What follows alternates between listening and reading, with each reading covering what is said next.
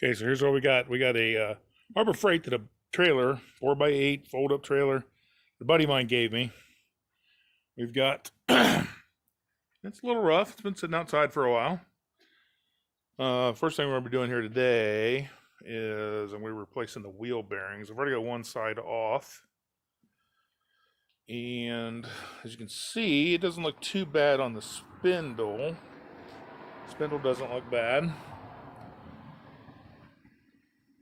We've got that cleaned off already, but we'll come over here with this bearing and look at the, sorry, the mess is, if you look at the race, yeah, that's why the bearing was making noise.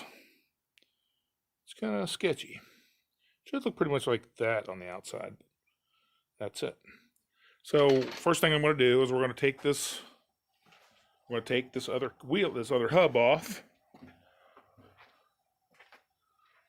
And I'm going to show everybody how to do that, what's involved in all that, and then we'll show you about how to drive the bearings and the races out and get it all done from there. Okay, so the first thing we're going to do is take this cap off and usually install the, and sometimes you get a screwdriver back in there, kind of work it off.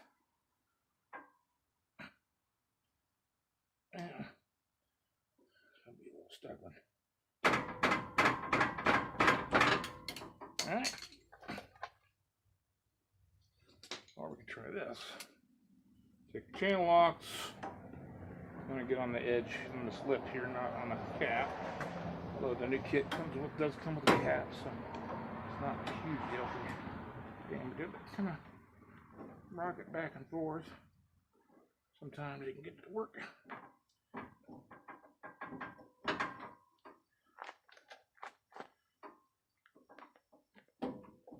There we go. All right, so let's take that cap off. Put that there. Now we'll get this little cotter pin here. Go over here. So now the next thing we need to do, get this here cotter pin out of there. And I'll do that with some side cuts or some little bit of prying and coercion. Put you there so you can see what's going on.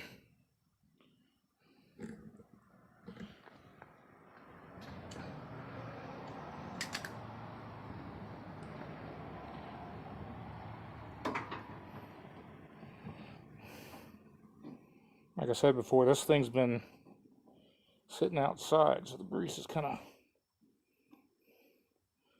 chunky. This is a 2012 model year, so it's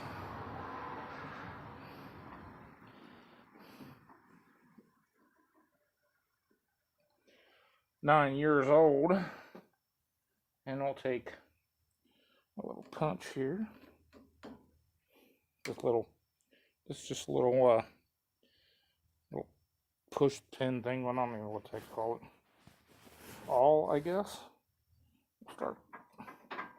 Get that thing in there like that. Just kind of work it. All right. So we're doing all right there so far. Take these pinches. See if we can't manipulate that a little flatter. Come out.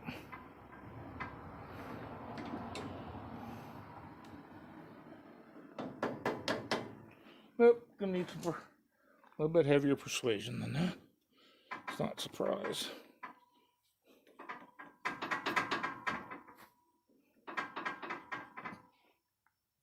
So we'll take our trusty hammer here. Make sure you guys can see what I'm doing. Yeah. Okay, I guess. We'll just kind of.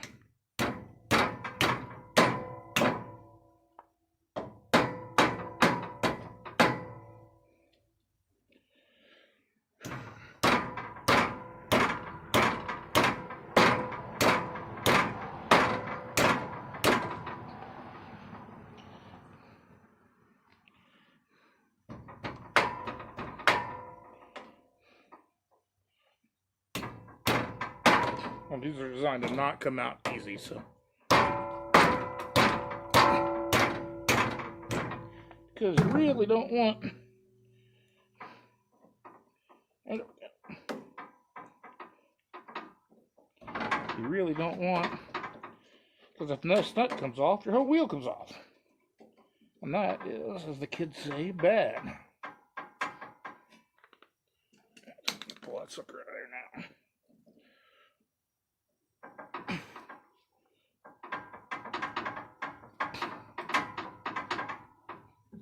Come on.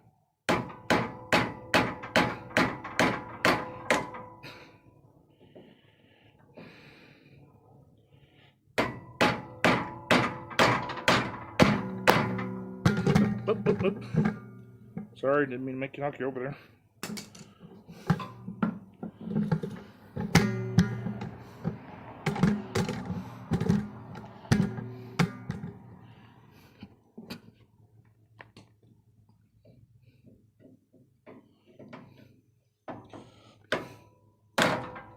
Ouch.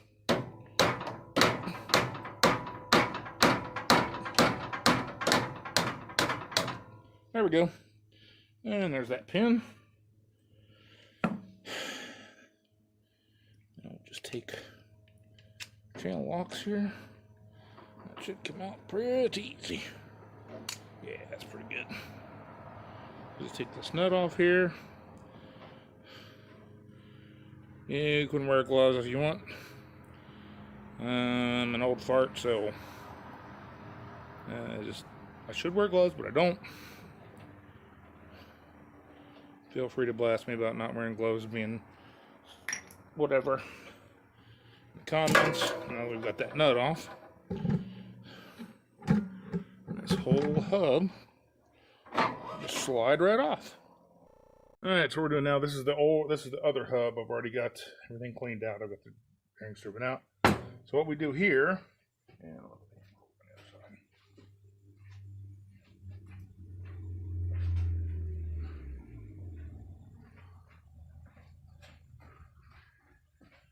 I've got my vise, my trusty old vise set up here.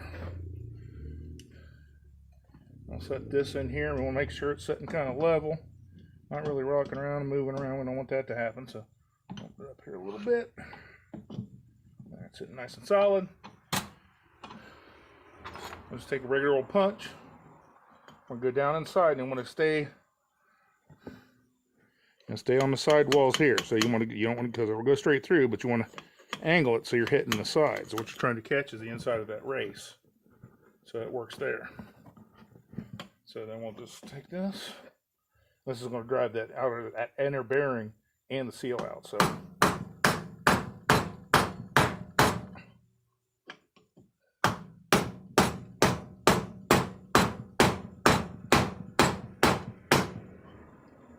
let's get our washer. And there's the outer bearing. There's the bearing itself, outer bearing itself. It's all nasty. Let's get rid of that one. And we can look over here. You can see where that seal's starting to get driven out a little bit. So I'm going to set that back down in there and keep on pounding away. Yeah, interior here I changed, and now you know it's moving pretty good.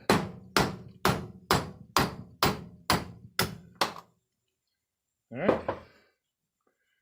So that seal dropped out. And there's our inner bearing. We'll do away with that. And there's our seal. I'll do away with that. Now we're still trying to drive that little race. This little part right here. See, it's separated down in there. That's what we're trying to drive out now.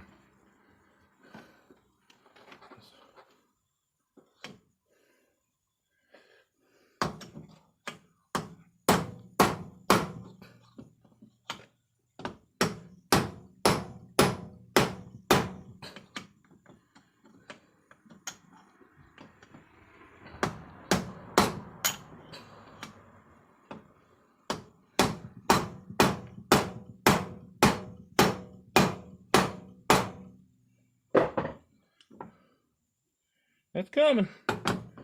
Takes a little bit, take a lot of persuasion. They're in there pretty good.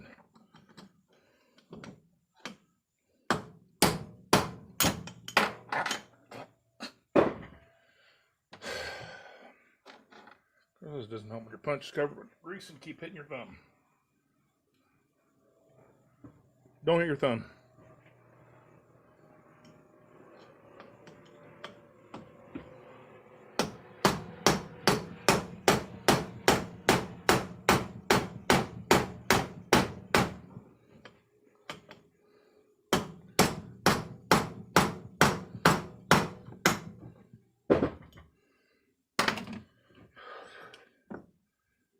It's almost there.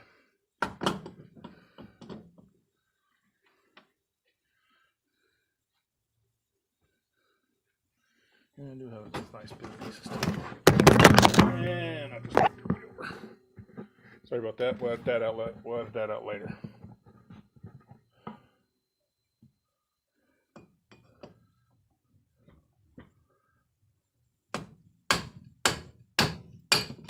There we go. That's the sound we're looking for on that one. Now we're going to flip this back over. We'll drive the outside one out. Now, you don't want to do it on the lugs like this.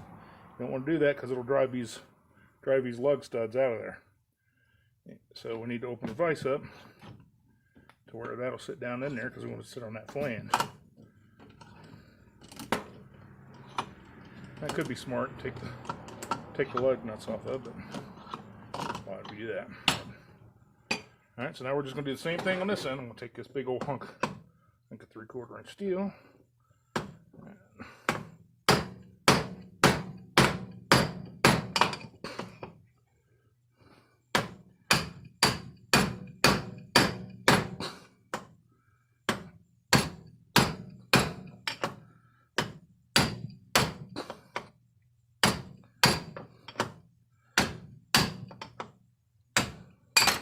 There we go. That one's out. Now we're just going to take and clean all that old nasty grease out of there. I'm not going to video that because it's going to be nasty and boring. Okay, so we got the grease all cleaned out of there. Now these have a grease fitting on them, a Zerk fitting. And I'll clean up the outside of this before I put it back on just to make it a little bit better looking, so it's not as nasty.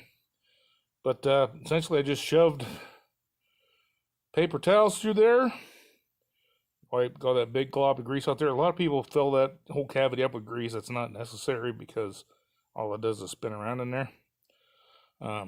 Sometimes it'll heat up enough it can flow, but not typically. So I do need to get a little bit out of there. You can see there's still some grease in there where that race sits. That little ledge down there is where you'll drive the race back into. It'll sit on that. One thing I got to be careful of, and I kind of messed up on this one.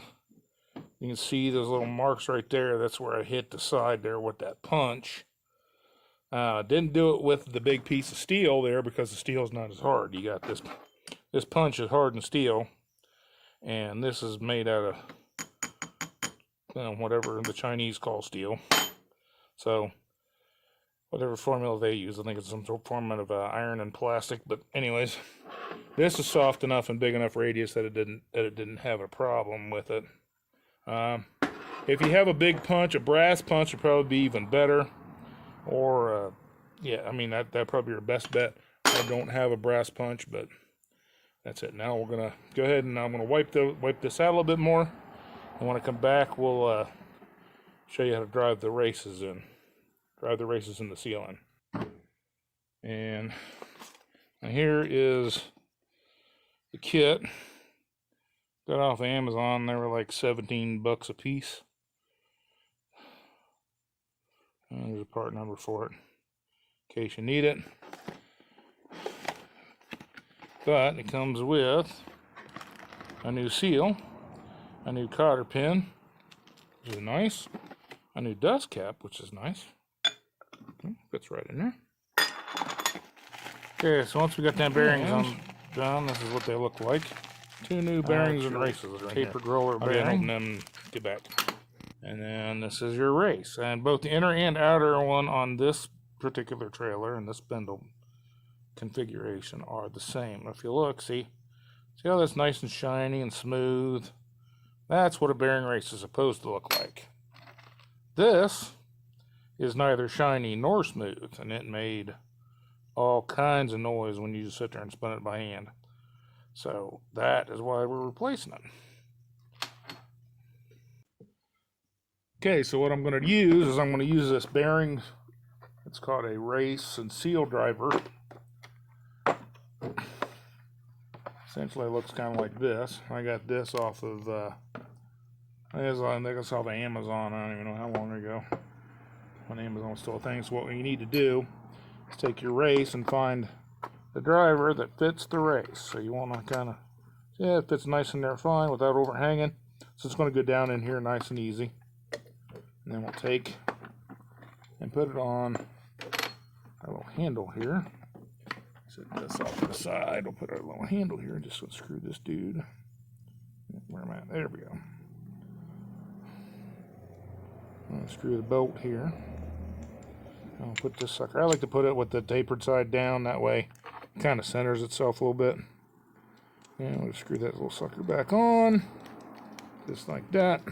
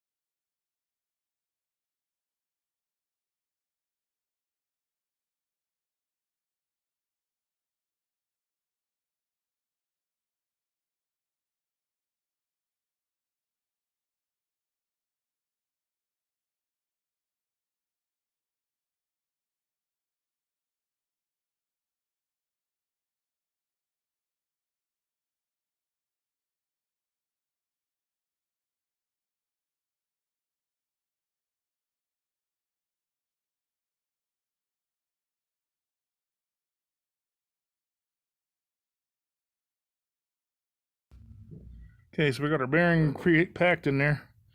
Now when you're hand packing it, I'm not going to show you how to do that. There's videos, there's thousands of them on there on how to hand pack a bearing. But you want to make sure it comes out this back side. You pack it from the other side and make sure it comes all the way out and through the roller. Now we're going to take part of the seal right there like that. Okay. Now you can, I have in the past, you can just tap that kind of with a hammer, just go around it in circles. But since I have what they call the proper tool, I have been called a proper tool. Ha ha ha, dad jokes. I'm gonna put that over there sealed like that. And we're just gonna kind of tap her in there.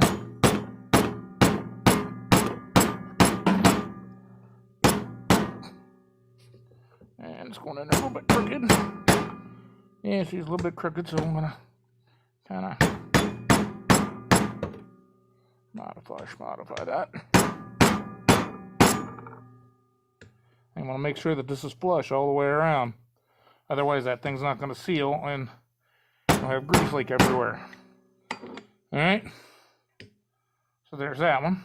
That one's. I'm reasonably happy with that. Yep, that's pretty good there. Now I'm going to pack this other bearing, pack the outside bearing. And we'll throw that one on over there. And don't forget your washer. We've got to hold under your washer. In fact, I just knocked one on the ground. Where'd the other one go?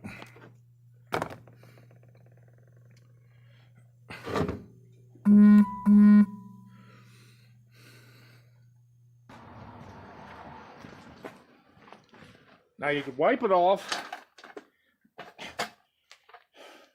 I got these Tub of Towels. That's the name of the company, Tub of Towels. Learned about them from Terry McMillan Racing. Thank you very much. They sponsored him.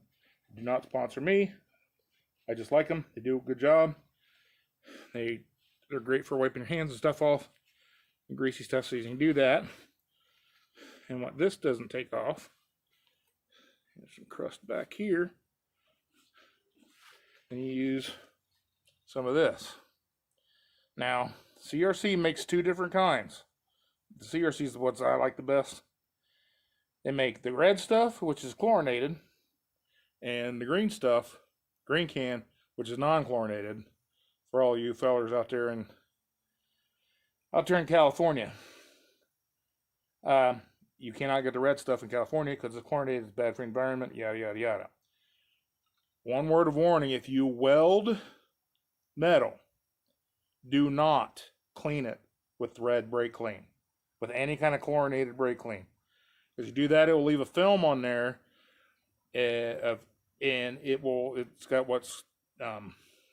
it'll create, when you weld and heat it up, it'll create phosgene gas, which is highly poisonous, and we don't need anybody dying or croaking just because they went cheap on the brake clean.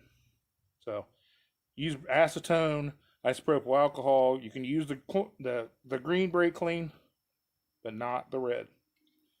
But for the regular stuff, this stuff works great.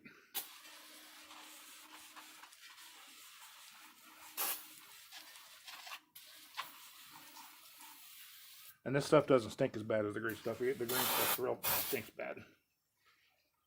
That there. Then we'll take our Scott's shop rag towel thing. Kind of clean that all mess up. You gotta be careful. Make sure we get this clean, because right here is where that seal is going to ride. And if it gets skunk in there, it's a mess.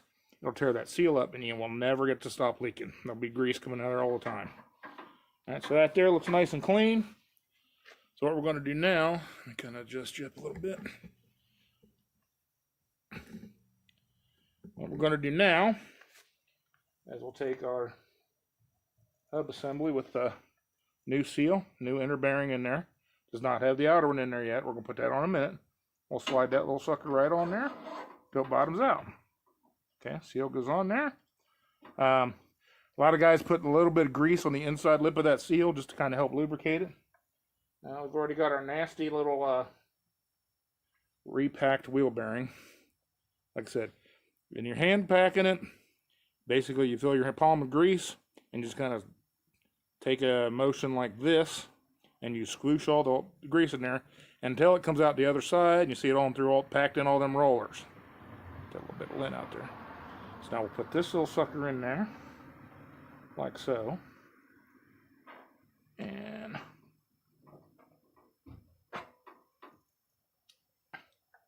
you can't really see it because, well, it's a big mess. It's a big gobbly, greasy mess. So we'll kind of clean that out a little bit too, so you can get you an idea of what we're looking for. All right, so that's what you're going to look like with the, you got your bearing, got your spindle. Now we're going to take a washer. Now this is off the old bearing. This one's kind of ratty looking, but I think it'll be okay. And then when this trailer is going to get used. I got this trailer at Bull Snowblower up to my wife's work, where she wants me to, that's part of the deal of getting a snowblower. I have to do her work, which isn't a big deal, because I love her and I want her to be safe and all that good stuff.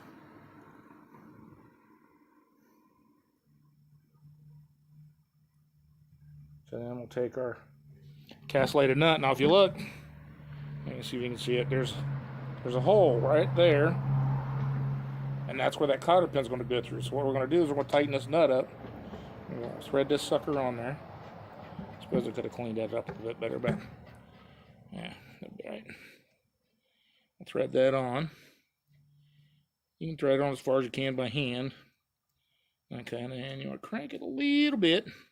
Make sure this still turns. It's going to be a little stiff. Now this is where it gets kind of tricky, and I've heard people say there's a special torque spec and all that stuff. I've been doing this for working on cars and stuff. This is the same as like an old 60s car from the 60s or 70s that doesn't have the unitized wheel bearing. Your GM pickup trucks all the way up until 1999, when they went to the GMT 800, the new body style. What do they call it? New NBS ones, I guess, versus the OBS. So your square bodies, all the way, yeah, all that stuff.